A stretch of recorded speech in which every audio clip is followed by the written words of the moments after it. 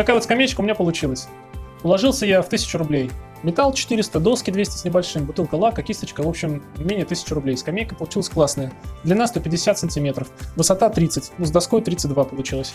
В общем, эконом-вариант, дешево и сердито. Если вам понравилось видео, ставьте лайки, подписывайтесь на канал. У меня все, всем удачи, пока!